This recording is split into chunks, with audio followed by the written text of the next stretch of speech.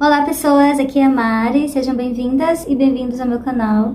Hoje eu vou ler para vocês o capítulo 9, o nome é A Aliança, do livro que estou lendo, capítulo por capítulo, A Criação do Patriarcado de Gerda Lerner, historiadora feminista.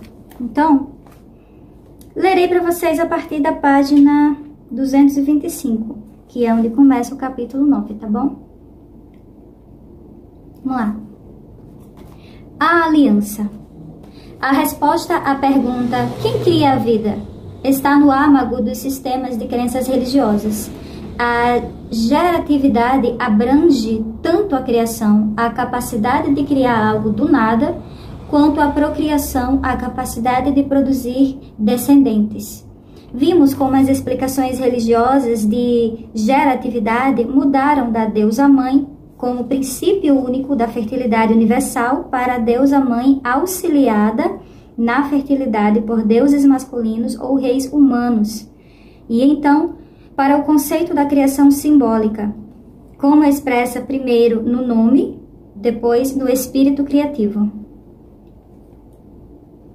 Também vimos a mudança da toda-poderosa deusa mãe para o todo-poderoso Deus da tempestade, cuja consorte feminina representa uma versão domesticada da deusa da fertilidade. Uma versão domesticada da deusa da fertilidade. Resta ao panteão ser substituído por um único Deus masculino e poderoso.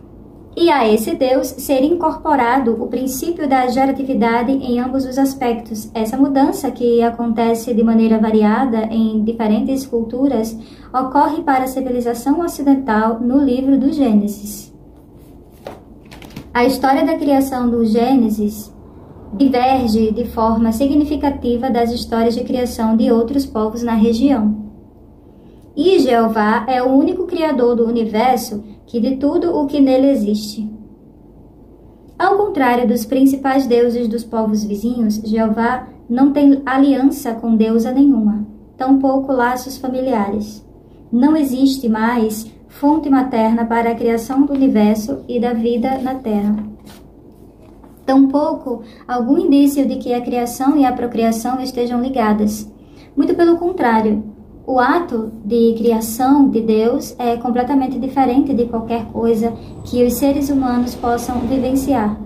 O grande avanço do pensamento abstrato, representado pela simbolização da criatividade como um conceito em nome, o sopro da vida, ecoa nas palavras iniciais, entre aspas, e disse Deus, haja luz e houve luz, Gênesis 1:3. A palavra de Deus, o sopro de Deus, cria. A metáfora do sopro divino como gerador de vida é elaborada no Gênesis 2:7. Abre aspas. Então, formou o Senhor Deus o homem do pó da terra e lhe soprou nas narinas o fôlego de vida. E o homem passou a ser alma vivente. Fecha aspas.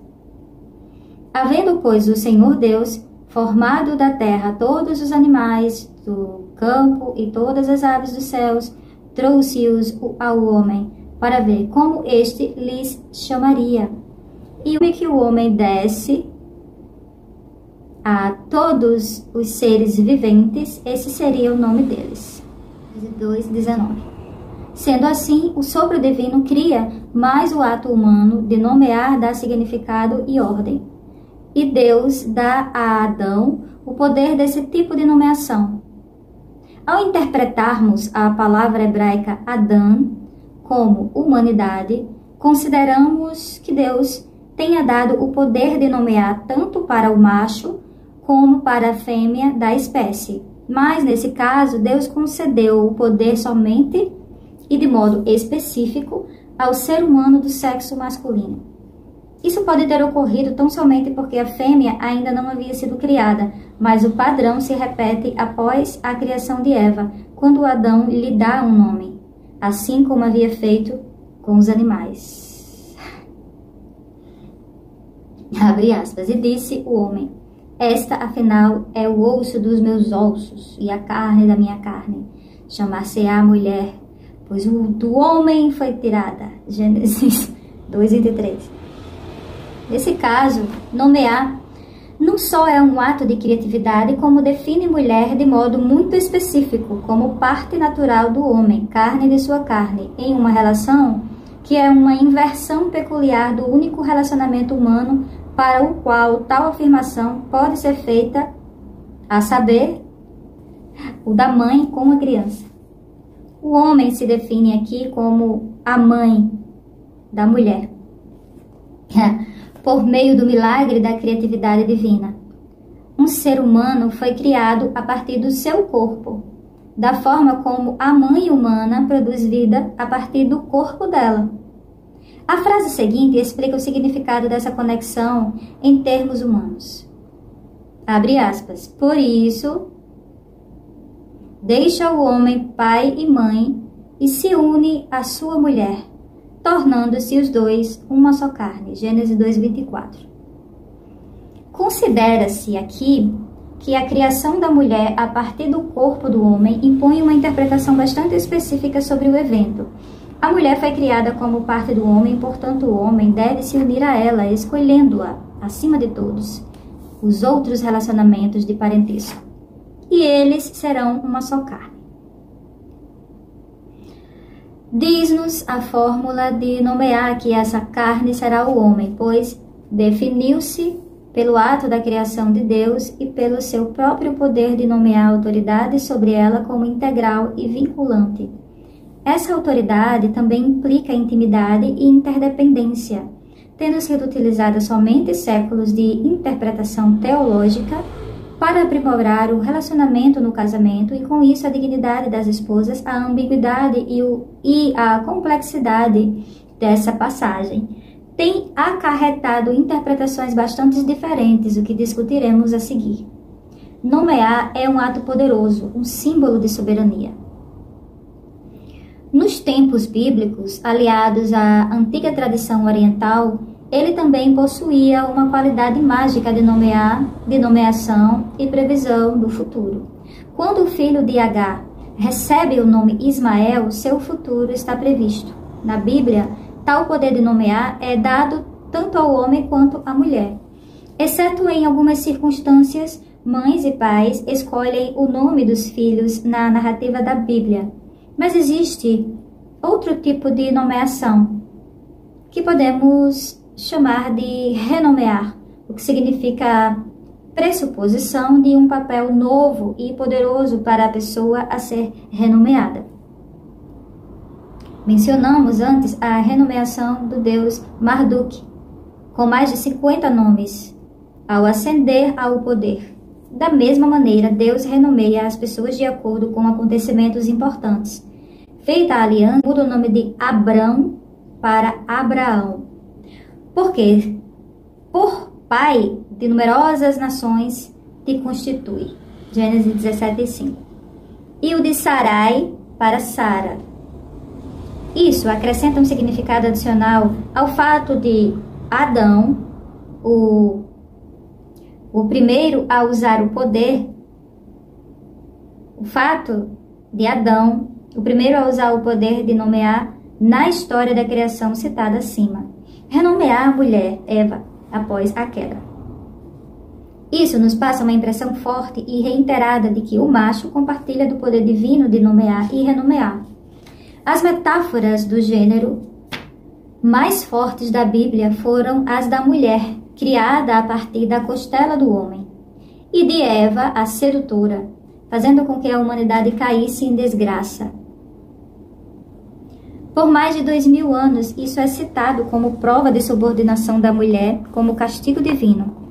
Como tal, tem exercido um poderoso efeito ao definir valores e práticas relativos às relações de gênero. Embora se espere que as interpretações de um composto poético mítico e folclórico, como o livro do Gênesis, variem para se ajustar às necessidades do intérprete, deve-se notar que a tradição da interpretação é predominantemente patriarcal e que as diversas interpretações feministas provenientes de mulheres nos últimos 700 anos são feitas contra uma tradição enraizada e teologicamente consagrada que muito antecede o cristianismo. Existem duas versões que parecem contraditórias da história da criação do Gênesis. A versão J aparece em Gênesis 2, 18, 25 e foi escrita séculos antes da versão P, que surge antes em Gênesis 1, 27 ao 29. Na J, Deus cria Eva a partir da costela de Adão, enquanto na P, macho e fêmea, ele criou então. As críticas bíblicas, ao longo de vários séculos, concentraram-se nas divergências entre as duas versões e discutiam os méritos de uma sobre a outra. A versão P compara a história da criação mesopotâmica em Numa Elish, que tem vários detalhes em ordem de acontecimentos. Possivelmente isso justifica a afirmação andrógina sobre a criação, macho e fêmea. Ele criou então, refletindo a influência das ideias religiosas mesopotâmicas.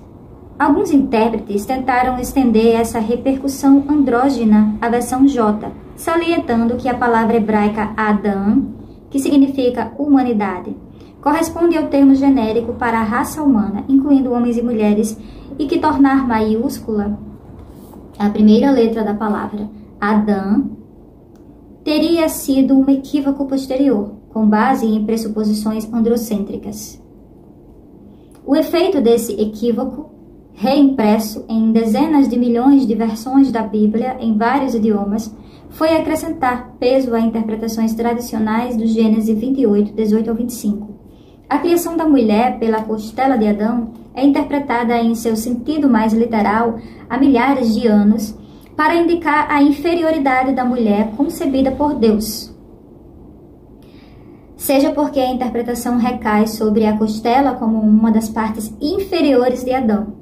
E, portanto, o indício de inferioridade seja pelo fato de Eva ter sido criada da carne e do osso de Adão, enquanto ele foi criado a partir da terra. Do ponto de vista histórico, a passagem tem recebido um significado simbólico profundamente patriarcal. Como exemplo, podemos citar a interpretação relativamente benevolente de João Calvino.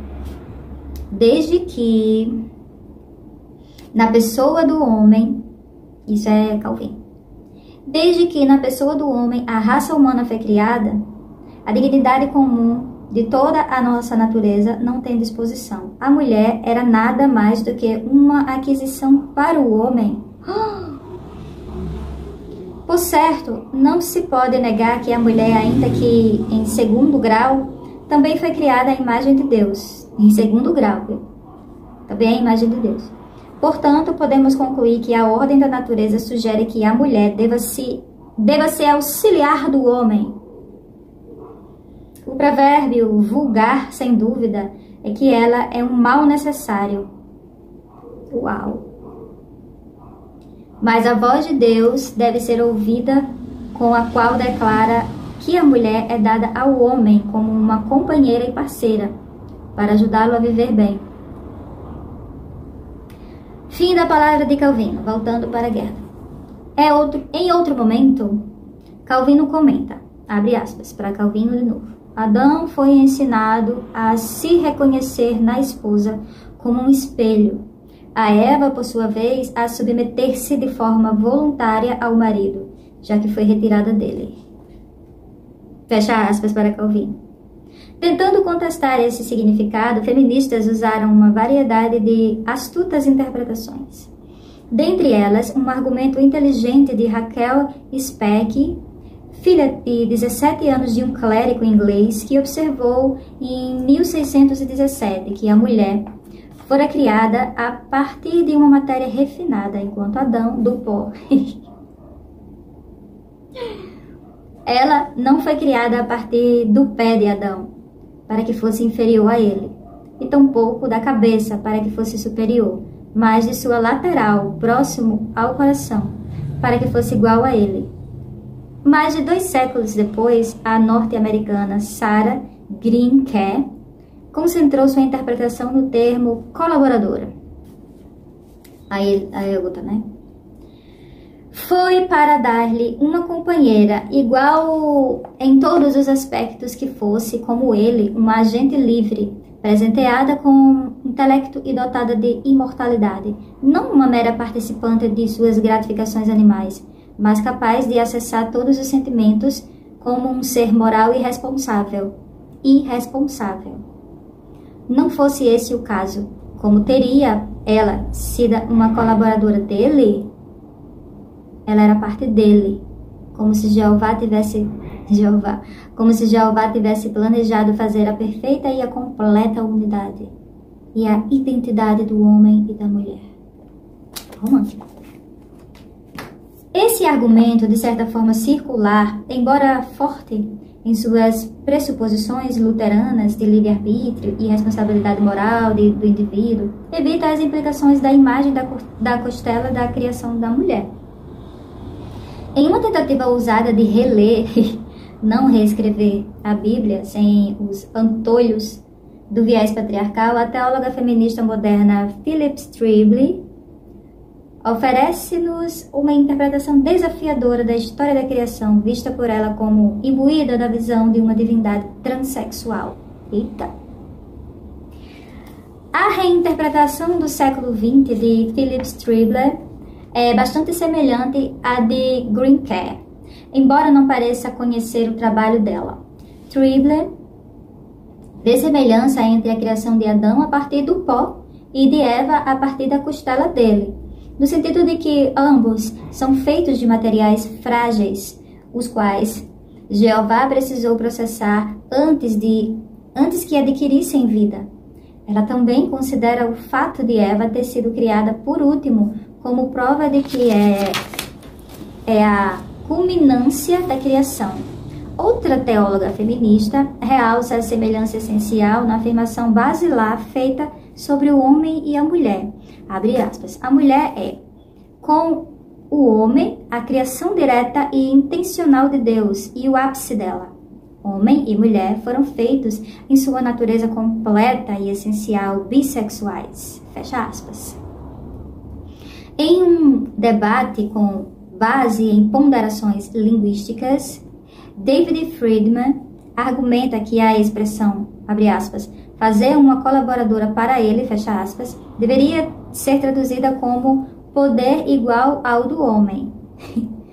Em todo caso, há pouca evidência em outras partes da Bíblia que sustente essas interpretações feministas de maneira otimista. Consideraremos as diversas fontes da história da criação na Bíblia. Dentre os elementos sumérios incorporados e transformados em narrativas bíblicas estão o comer o fruto proibido, o conceito da árvore da vida e a história do dilúvio. A descrição do Jardim do Éden é análoga à do Jardim da Criação sumério, o qual também é retratado como um lugar fronteiriço a 4 grandes rios. No mito sumério da criação, a deusa mãe Ninhursag permitiu que 8 plantas encantadoras florescessem no jardim, mas os deuses eram proibidos de comê-las. Mesmo assim, o deus da água, Enki, alimentou-se delas e Ninhursag o condenou à morte. Em decorrência, 8 dos órgãos de Enki adoeceram. A raposa intercedeu em nome dele e a deusa concordou em substituir a sentença de morte. Ela criou uma divindade de cura para cada órgão afetado. Ao chegar à costela, ela disse, abre aspas, a deusa Ninti deu você à luz. Em sumério, fecha aspas, em sumério, a palavra Ninti possui um significado duplo, isto é, regente feminina da costela e regente feminina da vida. Em hebraico, a palavra Hava, Eva, significa aquela que cria vida, o que sugere a possibilidade de haver uma fusão entre Ninti suméria e Eva bíblica. A escolha da costela de Adão como um ponto de criação de Eva pode ter sido apenas um reflexo da incorporação do mito sumério. Stephen Langdon sugere outra possibilidade fascinante ao associar o hebraico Ava ao significado aramaico da palavra que é serpente.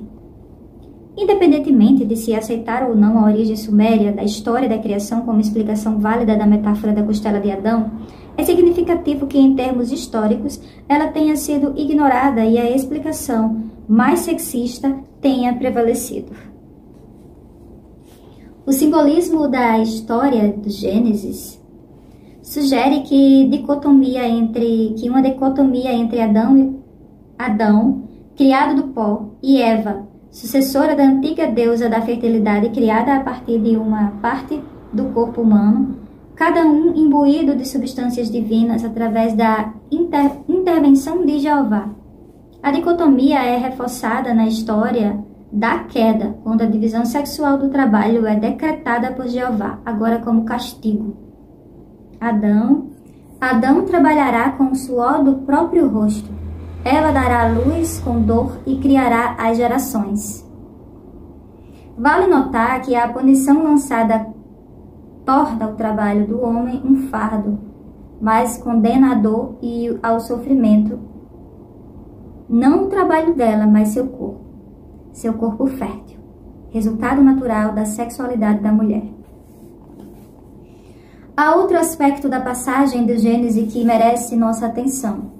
Aquele que deu origem divina à vida humana, o qual, na história suméria, era a deusa Nissansag, agora é Jeová, Deus Pai e Senhor. Se dermos crédito à versão P, ele pode tê-los criado macho e fêmea, mas se dermos crédito a J, criou o macho exatamente à sua imagem e criou a mulher de outra maneira.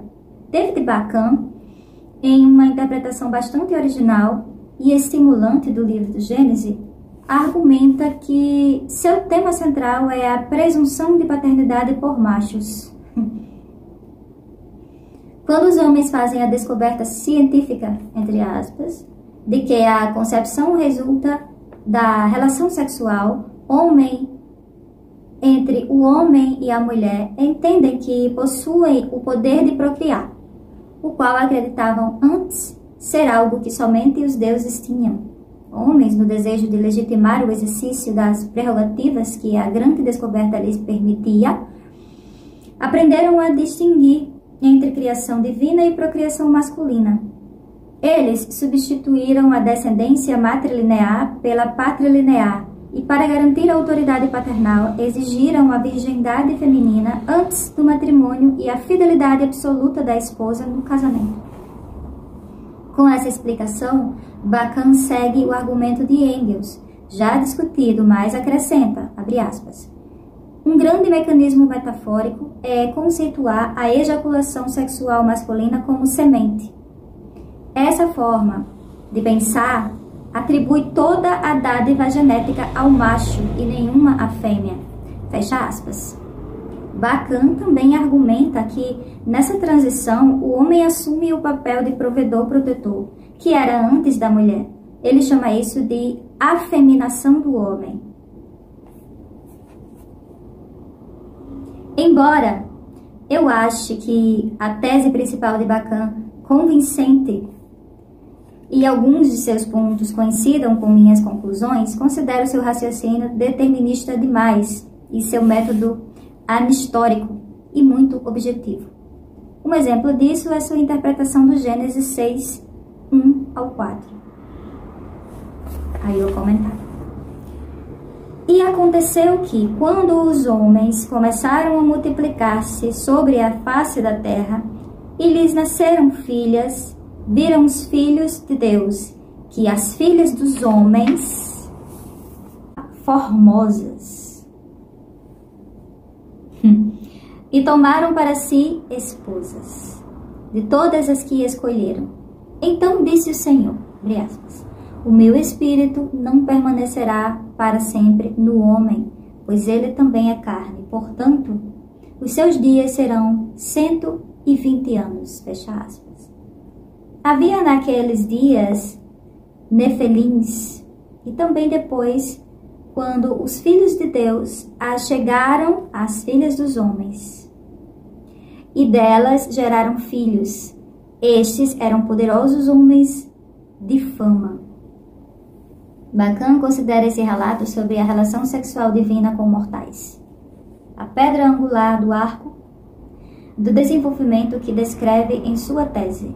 Ele ressalta que esse fato lida com as 4 preocupações humanas básicas de saber: origem, morte, propriedade e poder. Os versos indicam a origem do homem de valor, determinam que a vida é terminal, embora a morte venha após generosos 120 anos de vida. Indicam a prerrogativa de uso, a essência da propriedade no que diz respeito às filhas dos homens para os filhos de Deus, os quais tomam as que desejarem. Indicam que os que nasceram do conúbio eram homens de poder. Bacã apoia seu caso em uma seção muito difícil e polêmica do Gênesis. Gerhard von Rad interpreta esse texto de maneira bem diferente. Ele interpreta filhos de Deus, entre aspas, Elohim, como anjos, e chama a união entre anjos e mulheres mortais de o casamento do anjo. Os Nefelins, que nascem dessa união, são reconhecidos gigantes mitológicos. Von Rad, que interpreta a Bíblia apenas como um documento religioso, considera esse casamento de anjo um exemplo de pecabilidade das criaturas de Deus, a partir da queda do pecado de Ló, do dilúvio. O pecado inerente dos homens é ilustrado nesses incidentes, seguido da punição de Deus e, enfim, na aliança por sua misericórdia redentora. A Spencer considera que a natureza do fragmento é do tipo que desestimula a interpretação confiável. Ele também considera Elohim como seres divinos e considera a cópula com fêmeas humanas uma abominação. Ele cita a notável semelhança entre a história dos gigantes e o mito dos Hurritas, no qual o deus da tempestade, Teshub, precisa lutar com um temível monstro de pedra. Spencer não faz comentários sobre a mulher na história. Acredito que Bacã errou ao tomar a expressão filhos de Deus de forma literal, de maneira a se aplicar a machos humanos. A alusão aos gigantes antigos e a semelhança não apenas com mitos dos Hurritas, mas também com os de origem suméria e grega, dos quais protagonizam gigantes míticos em combate com deuses. Parecem-me convincentes. Para mim, o que é significativo no texto é a alusão a mulheres humanas como filhas nascidas dos homens, quando os homens começaram a se multiplicar na face da terra e as filhas nasceram deles. Não se explica como os homens vieram a se multiplicar, mas omitir as mulheres do processo me parece bastante significativo. Esperava-se que a passagem dissesse: quando as mães deram à luz os homens e eles começaram a se multiplicar. O texto escrito por J no século X a.C. sugere que as pressuposições sobre procriação já estavam bem definidas. O autor não vê necessidade de explicar por que os humanos nascem dos homens. De fato, essa é a suposição predominante ao longo de todo o Gênesis. Deus dá o nome de Isaac ao filho de Abraão, e essa linguagem é usada até o final. Na cronologia, as gerações dos filhos de Noé são os filhos dos pais. Portanto, a Eber nasceram 2 filhos. Gênesis 10, 25. Claro, é lógico e esperado que em uma sociedade patrilinear a linhagem familiar seja traçada através do pai. Mas a questão é que essa maneira metafórica de ordenar parentesco foi transformada de alguma maneira em uma declaração contrafactual sobre a realidade. Não só o traçado da linguagem, mas a própria procriação foi transformada em um ato masculino. Não há mães envolvidas nisso. Nas orações direcionadas a Ishtar, bem como as outras deusas da fertilidade, uma das características louváveis era a de abrir o ventre das mulheres. No Gênesis, essa linguagem é usada somente com relação a Jeová, em Gênesis 29, 31. E o Senhor, vendo que Lia era desprezada, abriu seu ventre. Fecha aspas. E Gênesis 30, 22, 23. E Deus lembrou-se de Raquel e abriu seu ventre. Ela concebeu e deu à luz um filho e disse: Deus tirou de mim a humilhação. Fecha aspas. Do mesmo modo, após conceber e dar à luz Caim, Eva disse, abre aspas, tive um filho homem com o auxílio do Senhor. Gênesis 4:1. Definem-se, portanto, e com clareza, a procriação como emanada de Deus, que abre o ventre das mulheres e abençoa as sementes dos homens. Sendo assim, ainda que dentro da referência patriarcal, honra-se a função procriadora da esposa e da mãe. Na história da queda, a maldição da mortalidade que recai sobre Adão e Eva é amenizada simbolicamente ao se presenteá-los com a mortalidade ao longo das gerações, através da procriação. Nesse sentido, o homem e a mulher mantêm o mesmo relacionamento com Deus. É possível também interpretar esse aspecto da queda como indício de que a mulher, no papel de mãe, é a portadora do Espírito Redentor e misericordioso de Deus. A mudança decisiva quanto ao relacionamento do homem com Deus acontece na história da aliança, sendo definida de tal modo a marginalizar a mulher. Com a aliança, os humanos entram no tempo histórico. A partir de então, sua imortalidade coletiva se torna um elemento do pacto que fizeram com Jeová. A passagem deles pelo tempo e pela história é a manifestação do cumprimento da promessa de Jeová. Suas ações e seu comportamento coletivo são interpretados e julgados à luz das obrigações com esse pacto. A aliança também, de modo mais literal, é o que une as 12 tribos díspares em uma nação, antes da construção do templo. O santuário da aliança é o centro da vida religiosa. O ritual da circuncisão simboliza um novo compromisso de cada menino, de cada família, à obrigação da aliança. Não é acidental, tampouco insignificante, que a mulher esteja ausente da aliança em cada um de seus aspectos. Jeová faz várias alianças com Israel, uma com Noé, Gênesis 9, 8 ao 17, duas com Abraão, Gênesis 15, 7 ao 18, e Gênesis 17, do 1 ao 13. E uma com Moisés. A com Noé é preparatória para outras. Jeová se compromete a jamais enviar de novo um dilúvio que destrua a terra e suas criaturas. E ele aponta para o arco-íris como um símbolo. A de Moisés, que inclui o decálogo, é a elaboração concreta da relação de aliança estabelecida com Abraão, tendo em vista que não altera basicamente o conceito do gênero proposto em alianças anteriores. Está fora do escopo da nossa investigação. A definição principal do relacionamento do povo escolhido com Deus e da comunhão da aliança ocorre nos aspectos com Abraão. E são esses que analisaremos com mais detalhes aqui. Em Gênesis 15, a promessa inicial feita por Deus a Abraão quanto à terra e prole é formalizada e declarada irrevogável por meio de um ritual de aliança, considerando que se compromete aos israelitas a ocupação efetiva da terra somente nas futuras gerações. Esse trecho inicia a entrada deles no tempo histórico, a sensação de passagem do tempo ao longo da história como cumprimento de seu destino. O que é impressionante, no nosso ponto de vista, é a linguagem usada para descrever o processo de geração. Deus expressa seu objetivo nessas palavras direcionadas a Abraão, abre aspas, aquele que de suas entranhas sair será seu herdeiro, fecha aspas, Gênesis 15, 4. Ele pede que Abraão conte as estrelas e prometa que sejam tantas quantas as suas sementes, Gênesis 15, 5.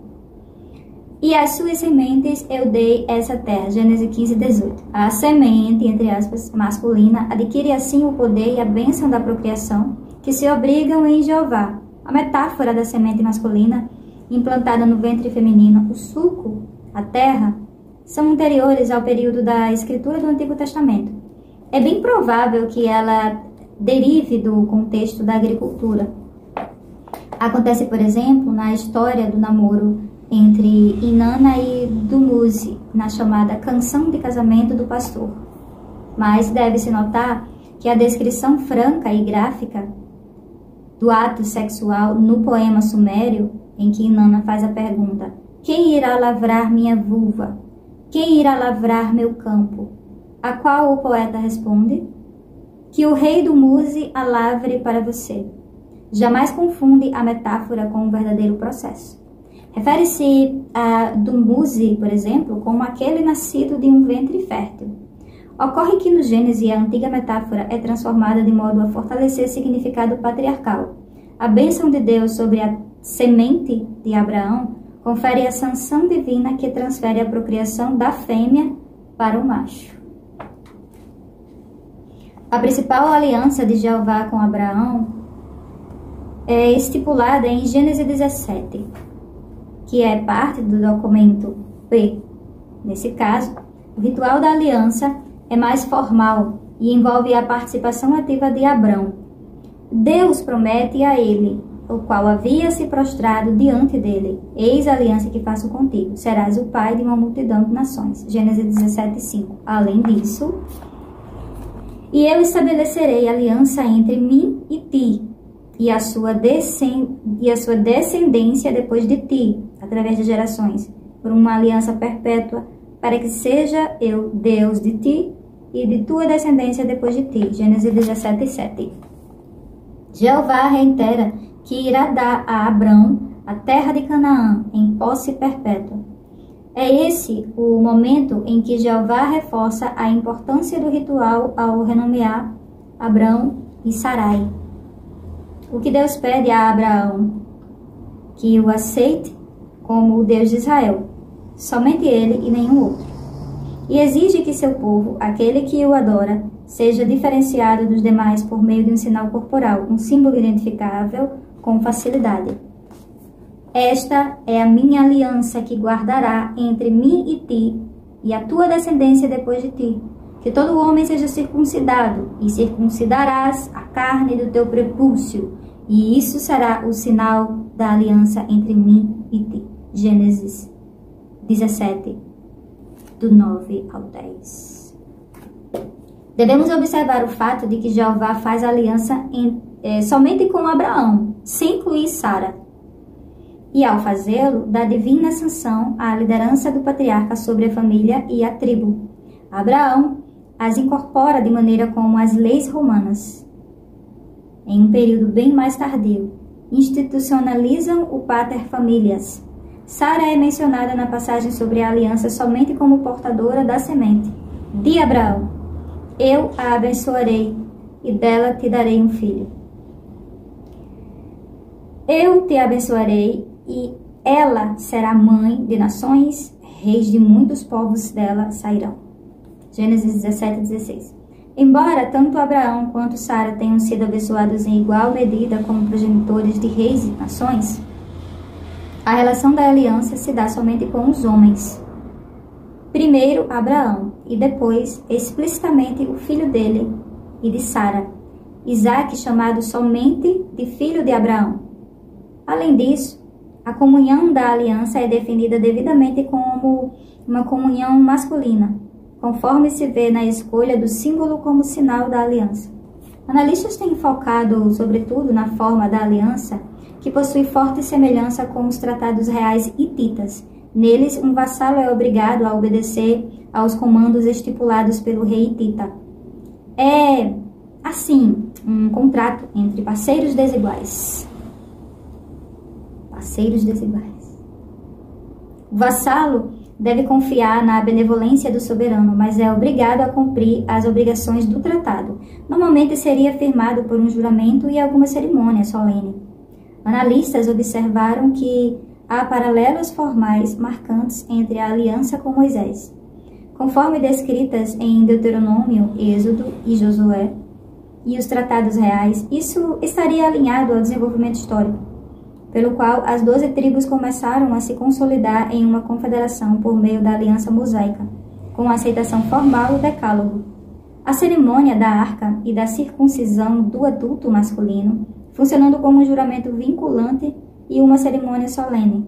Existe a grande probabilidade de a ênfase da aliança no documento P e suas reiterações de referências à aliança de Deus com Davi, 2 Samuel, capítulo 23, do 1 ao 5, e 2 Samuel, capítulo 7, do versículo 1 ao 17.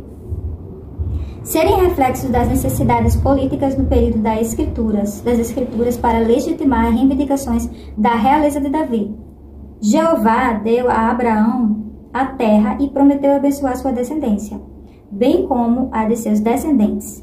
Moisés reuniu seu povo, fazendo com que cada um se comprometesse a aderir à aliança. Davi, ao alegar a descendência direta de Abraão e reiterar a reivindicação da terra e da liderança por meio da aliança com Moisés, fez das tribos uma nação.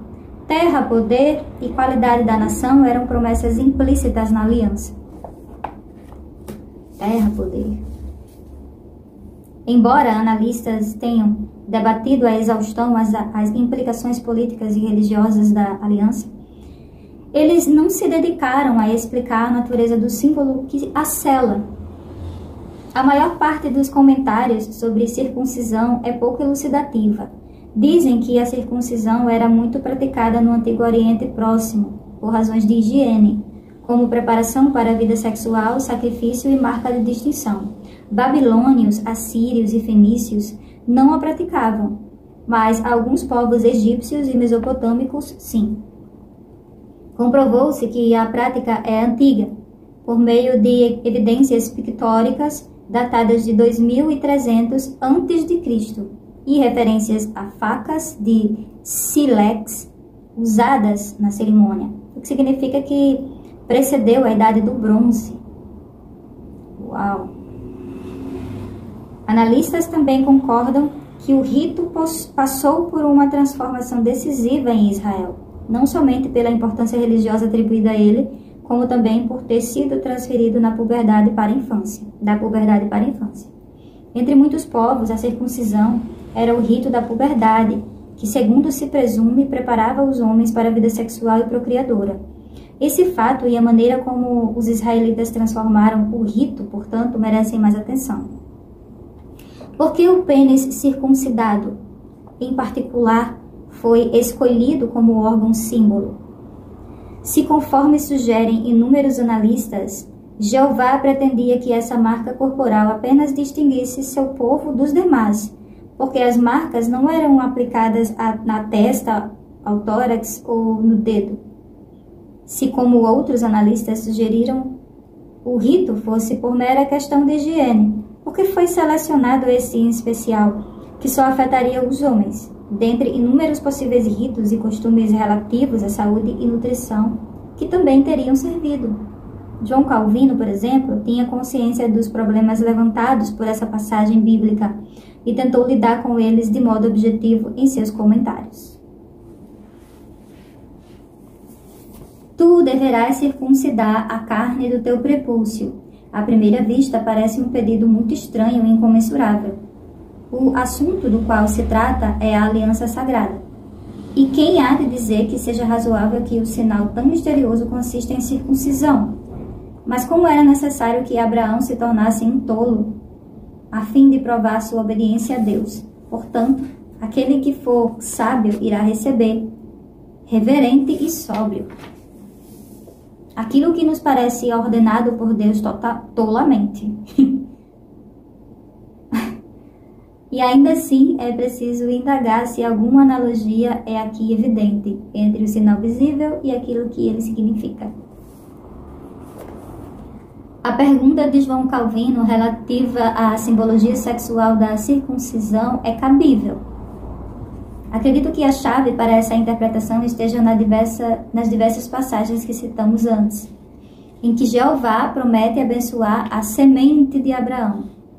O que seria mais lógico e apropriado do que usar um símbolo de destaque da aliança, o órgão que produz a semente e a planta no ventre feminino? Semente, planta.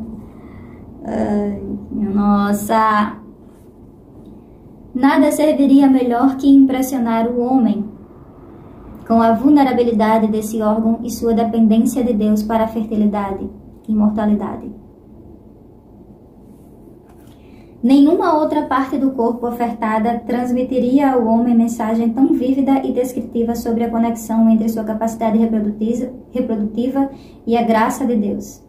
Levando em conta que Abraão e os homens de sua família passaram pelo rito da circuncisão enquanto adultos, o ato em si, que deve ter sido doloroso, revelou sua confiança e fé em Deus e a sua submissão à vontade de Deus. O simbolismo implícito na circuncisão é poderoso quanto às reverberações patriarcais. Não significa apenas que a procriação agora se situa em Deus e nos humanos machos, mas também conecta ela à terra e ao poder. A teoria psicanalítica sugere que o pênis seja o símbolo do poder para homens e mulheres na civilização ocidental e considera a circuncisão uma substituição simbólica da castração. Essa explicação nos leva a uma referência histórica interessante no período em que a Bíblia foi escrita e antes dele. Sacerdotes e sacerdotisas da deusa da fertilidade Istá dedicavam a sexualidade a ela. Alguns acatavam a virgindade e o celibato de modo voluntário, enquanto outros mantinham relações sexuais ritualísticas em honra à deusa. Não é inconcebível que o rito da circuncisão, exigido como sinal da aliança, represente uma adaptação do antigo rito mesopotâmico, mas transformado de modo a celebrar a fertilidade do Deus único e sua bênção da procriação masculina. O que é mais impressionante é a omissão de qualquer papel simbólico ou ritualístico da mãe no processo da procriação. Deus abençoa a semente de Abraão como se fosse autógena. A imagem dos seios da deusa da fertilidade amamentando a terra e os campos foi substituída pela imagem do pênis circuncidado, símbolo do contrato entre homens mortais e Deus. A imortalidade coletiva, na forma de muitas gerações de crianças, terra, poder e vitória sobre os inimigos, é prometida às pessoas da aliança caso cumpram com suas obrigações, dentre as quais a circuncisão é o principal. E o varão circuncioso que não tiver circuncidado a carne do prepúcio, esta alma será extirpada do seu povo. Ele quebrou a minha aliança. Gênesis 17, 14. A aceitação do monoteísmo, da circuncisão e da obediência às leis de Deus conforme dadas a Moisés são obrigações do povo escolhido e o distingue de seus vizinhos. Mas sua coesão e sua pureza devem ser garantidas pela circuncisão masculina e pela rigorosa virgindade feminina antes do matrimônio. O controle sexual que assegura a dominação do pai é alçado aqui não somente a um acordo social humano, incorporado às leis da humanidade, como nos códigos mesopotâmicos, mas apresentado como vontade de Deus expressa de sua aliança com o homem de Israel. A pergunta, quem cria a vida? Gênesis responde, Jeová e o homem Deus criado por ele. Homem. Resta-nos discutir sobre a terceira questão básica. Qual é a fonte do pecado e da morte no mundo? Os antigos mesopotâmicos abordaram essa questão dividindo-a em duas partes. Como a humanidade desagradou aos deuses e por que os homens sofrem? O conceito mesopotâmico de Deus, de deuses como regentes e de humanos como seus servos obedientes sugere que adversidades, doenças e derrotas aconteciam na Terra devido ao fato de os seres humanos terem desagradado aos deuses de alguma forma. No raciocínio mesopotâmico, a morte é aceita como uma realidade significativa, é destinada à humanidade e não pode ser evitada, mas, ainda assim, personifica-se na forma de um deus ou uma deusa. A vida eterna é também significativa. Uma pessoa pode conquistá-la ao ingerir determinada comida ou plantando uma vida. No épico de Gilgamesh, há dois segmentos pertinentes à nossa pergunta. Um é a experiência do homem selvagem. Enkidu, que vive em harmonia com a natureza e com o qual os animais falam. Depois de fazer amizade com uma meretriz que o civiliza, entre aspas, ao manter relações sexuais com ele, durante 7 dias os animais fogem dele. Não era como antes, mas agora ele tem sabedoria, uma compreensão mais ampla. E a meretriz diz a ele: você é sábio, Enkidu. Tornou-se um deus. A aquisição do conhecimento sexual separa Enkidu da natureza. O conhecimento humano reveste-se de significados sexuais e, conforme se sugere, torna Enkidu mais próximo dos deuses do que dos animais. O segundo tema é a busca do homem pela imortalidade.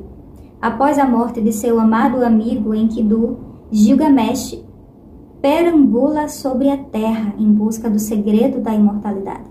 Depois de muitas aventuras, ele recebe como oferta uma planta, o segredo dos deuses, com a qual o homem recupera seu sopro de vida.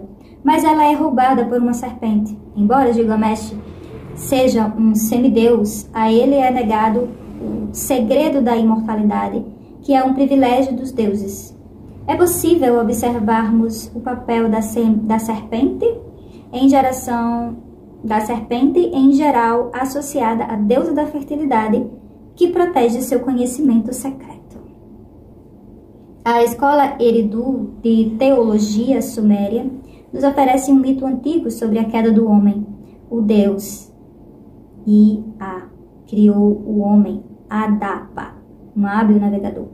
Ele possuía conhecimento infinito, que lhe permitiu dar nomes a todas as coisas com o sopro da vida. Adapa, em uma briga com o deus do vento do sul, quebra as asas dele, crime pelo qual é convocado aos céus pelo deus Anu, mentor de Adapa. Adapa, sei lá.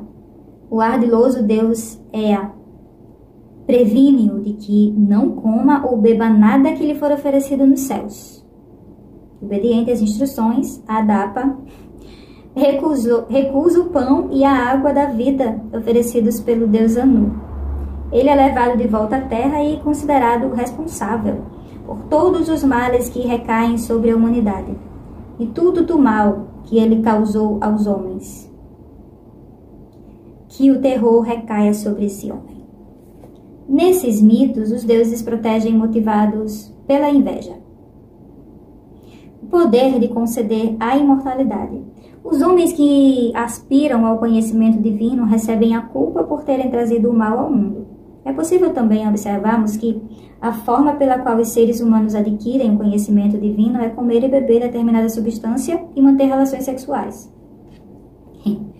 Encontramos todos esses elementos, a árvore do conhecimento, o fruto proibido, a serpente, associados a Deus da fertilidade e a sexualidade feminina, na história sobre a queda da Bíblia. A princípio, a árvore da vida e o fruto são associados a Deus da fertilidade, a deusa da fertilidade.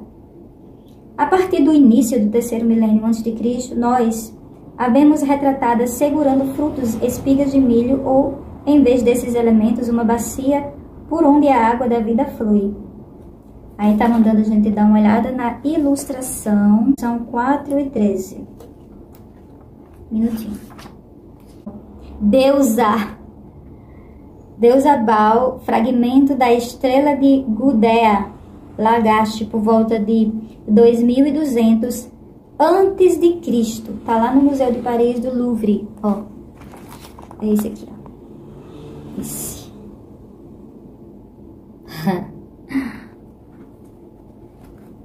Aí ele não. Deusa Baal. Deusa com regador, Palácio do Rei Zirilim, de Mari. É meu. Por volta de 2040 a 1870 a.C. Essa daqui, ó. Essa. Tá assim pra misturar. Essa. Tá? Vou voltar pro texto. Alguns desses símbolos são adotados por reis e governantes mais tarde. Uma das representações mais antigas que associam o regente à árvore da vida é a estátua do governador Dea de Galash, 2275 a 60 a.C. segurando uma jarra, que derrama a água da vida na mesma pose da deusa Ishtar, em uma escultura de Mari. Aí, deixa eu olhar aqui. Tá mandando dar uma olhadinha na ilustração 12. Vendo? Esse é o 12. Que é Gudea com vaso jorrando, Teló, por volta de 2200 a.C. Tá lá no Louvre também. O monolito de Ur, Namu de Ur, mostra o rei entronizado, sentado adiante de um recipiente de libação, a partir do qual a água flui e a árvore da vida cresce.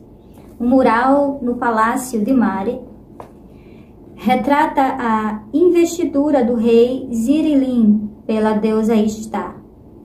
Um painel inferior mostra duas figuras semelhantes a deusas usando coroas tradicionais, cada qual segurando um recipiente que derrama água por sobre 4 grandes rios.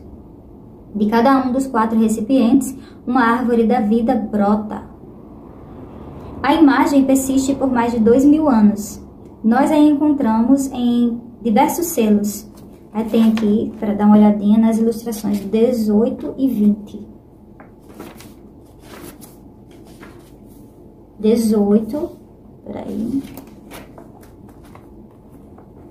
18 é esse aqui de cima. Esse aqui, ó. 18. Aí a legenda tá escrita assim: selo cilíndrico, porada, 609. Gênio pássaro apanha um cacho de tâmaras da árvore, por volta de 1200 a.C. Aí tá lá em Nova York. É isso. E a outra é a 21. 21, tá vendo? Tomara que dê pra ver direitinho. Aí tá escrito assim: Rei Assurnacipal II, com um deus alado adorando a árvore sagrada. Birude, palácio do rei Assurnacipal II, de 883 a 859 a.C. Tá lá no Museu Britânico, aquele. Do texto. Então, nós encontramos diversos, retomando, né, o texto.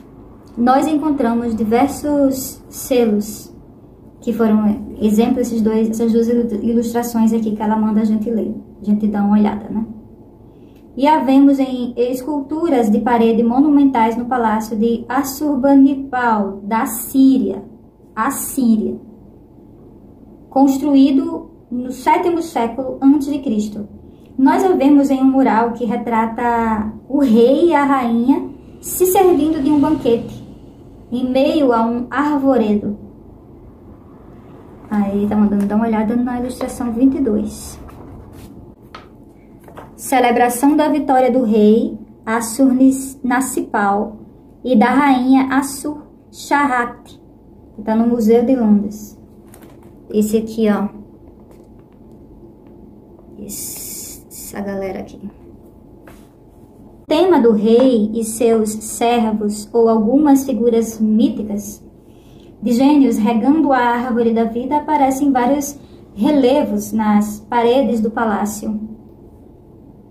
O símbolo também foi difundido em Canaã, onde Aserá, a deusa da fertilidade, era simbolizada por uma árvore estilizada. Seu culto popular em Israel, no período patriarcal, acontecia em bosques. Para o nosso objetivo, vale observar o direcionamento geral do desenvolvimento desse símbolo, que se encaixa no padrão de ascendência patriarcal que descobrimos antes. Em primeiro lugar, a árvore da vida e do fruto, a cássia, a romã, a tâmara, a maçã, associados à deusa da fertilidade. Na época do desenvolvimento da realeza, os reis assumem alguns dos serviços para a deusa e, com eles, um pouco do poder dela, fazendo que sejam retratadas com os símbolos associados a ela. Eles carregam a jarra com a água da vida, molham a árvore da vida. É bem provável que esse acontecimento tenha coincidido com a mudança do conceito sobre a deusa da fertilidade, isto é, que ela precisa de um consorte masculino para dar início à fertilidade. O rei do casamento sagrado se torna o rei que rega a árvore da vida. Essa alteração é especialmente marcada nos papéis do palácio de Assurbanipal em Nínive, os quais revelam as mudanças nas definições de gênero de maneira bastante dramática. O rei e seus servos são enormes, são retratados como guerreiros com armaduras completas, músculos salientes e armas em punho. Ainda assim, o rei carrega o pote de água em homenagem ao princípio da fertilidade simbolizado pela árvore da vida. É evidente que a localização do poder mudou da fêmea para o macho, mas o reino da deusa não pode ser ignorado. Deve ser honrado e apaziguado. A simbologia hebraica foi bastante influenciada pela herança mesopotâmica e a dos vizinhos cananeus de Israel. Na história sobre a queda, vemos todos os elementos simbólicos dessa herança transformados de maneira enfática e significativa. Existem duas árvores na história bíblica do paraíso, a árvore da vida e a do conhecimento do bem e do mal. Gênesis 2:9. A segunda referência é, de certa maneira, ambígua e faz parecer que os dois significados se fundiram em um só símbolo. De todas as árvores do jardim, tu podes se alimentar com liberdade, mas a árvore do conhecimento do bem e do mal, tu não podes se alimentar. Porquanto, no dia em que se alimentares dela, por certo, morrerá. Gênesis 2:16-17. Tendo em vista que não é proibido comer da árvore da vida, presume-se que as duas se fundiram. Porém, em Gênesis 3:22, Deus as separa especificamente e expulsa Adão e Eva do jardim. Cuidemos para que não estendam a mão, nem tomem também a árvore da vida e comam e vivam por toda a eternidade. A história bíblica, o conhecimento proibido para a humanidade é de natureza dúplice. É o conhecimento moral, o do bem e do mal e o sexual. Quando os seres humanos adquirem o conhecimento do bem e do mal, eles assumem a responsabilidade de tomar decisões morais, pois perderam a inocência, e com ela, a habilidade de cumprir a vontade de Deus sem considerações morais. A humanidade caída, no ato de adquirir um nível maior da sapiência, assume o fardo de distinguir o bem e o mal e de escolher o bem para que seja salvo. Outro aspecto do conhecimento é o sexual. Isso fica claro na linha que descreve uma das consequências da queda. E eles se viram nus. Gênesis 3:7. Nesse caso, as consequências da transgressão de Adão e Eva recaem de forma desigual sobre a mulher. A consequência do conhecimento sexual é dissociar a sexualidade feminina da procriação. Deus planta inimizade entre a serpente e a mulher. Gênesis 3:15. No contexto histórico da época em que Gênesis foi escrito, a serpente era associada com clareza à deusa da fertilidade, representando-a simbolicamente. Sendo assim, pela ordem de Deus, a sexualidade livre e aberta da deusa da fertilidade deveria ser proibida para a mulher caída. A forma pela qual sua sexualidade deveria ser expressa era a maternidade. Sua sexualidade foi definida para servir à função maternal e limitar as duas condições. Teria de se subordinar ao marido e dar à luz os filhos com dor. Mas lá permaneceu a árvore da vida no centro do jardim. Fica implícito que, ao comer o fruto proibido da árvore do conhecimento, o casal humano iria almejar adquirir o mistério da árvore da vida. O conhecimento, a imortalidade que é reservado a Deus. Essa alusão fica clara tanto na ordem citada antes, que proibia o fruto, quanto na punição de Deus, pois do pó vieste e ao pó retornarás. Gênesis 3:19. Almejar o conhecimento de Deus é a ubris suprema. O castigo para isso é a mortalidade, mas Deus misericordioso e redentor, portanto, na punição de Eva também há um aspecto de redenção, de uma vez por todas, a criatividade, e com ela o segredo da imortalidade é separada da procriação. A criatividade é reservada a Deus. A procriação dos seres humanos é a parte da mulher. A maldição imposta a Eva se torna dolorosa e exige subordinação. Mas há um outro lado da história da queda. A maldição de Deus sobre Adão termina por lhe outorgar mortalidade. Assim, exatamente na próxima linha, Adão renomeia sua esposa como Eva, porque é mãe de todos os seres vivos. Esse é o reconhecimento profundo de que nela agora reside a única imortalidade pela qual os seres humanos podem ansiar, a imortalidade das gerações. Eis aqui o aspecto redentor da doutrina bíblica da divisão de trabalho entre os sexos. Não só o homem deve trabalhar com o suor do seu rosto e a mulher dar à luz com dor, mas também homens e mulheres mortais dependem da função redentora e geradora de vida da mãe para a única imortalidade que deverão vivenciar. É o primeiro ato de Adão caído, portanto, renomear Eva, ou melhor dizendo, reinterpretar o significado do nome dela. A Eva caída pode tirar a esperança e coragem do seu novo papel redentor como mãe, mas há duas condições definindo e delimitando suas escolhas, ambas impostas a ela por Deus. Ela deverá ser separada da serpente e ser governada por seu marido. Se entendermos que a serpente é o símbolo da antiga deusa da fertilidade, essa condição é essencial para o estabelecimento do monoteísmo. Será ecoado e reafirmado na aliança. Deverá haver somente o Deus único, e a deusa da fertilidade deverá ser banida como mal e se tornar o símbolo exato do pecado. Não é preciso forçar nossa interpretação para ver isso como a condenação feita por Jeová à sexualidade feminina exercida de maneira autônoma e livre, até mesmo sagrada. A segunda condição é de que Eva, para ser honrada com o dom de dar a vida, será controlada pelo marido. É a lei do patriarcado, aqui definida com clareza e sob sanção divina.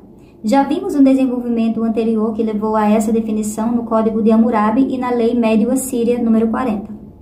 Assim, havemos em forma de um decreto divino integrado por completo a uma poderosa visão de mundo religiosa. Vimos como as duas perguntas básicas: quem cria a vida e quem fala com Deus? Foram respondidas em diferentes culturas e mostramos como a resposta a ambas no Antigo Testamento afirma o poder do homem sobre a mulher. A pergunta: quem trouxe pecado, a morte ao mundo? Gênesis responde: a mulher, em sua união com a serpente, que significa sexualidade feminina livre.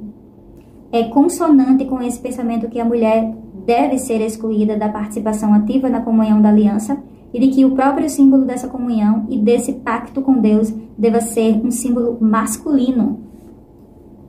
O desenvolvimento do monoteísmo no livro de Gênesis foi um enorme avanço dos seres humanos em direção ao pensamento abstrato e à definição de símbolos válidos universalmente. É um acidente trágico da história que esse avanço tenha ocorrido em um ambiente social em que circunstâncias que fortaleceram e afirmaram o patriarcado. Assim, o próprio processo de criação de símbolos ocorreu de maneira a marginalizar as mulheres. Para estas, o livro de Gênesis representou sua definição como criaturas essencialmente diferentes dos homens.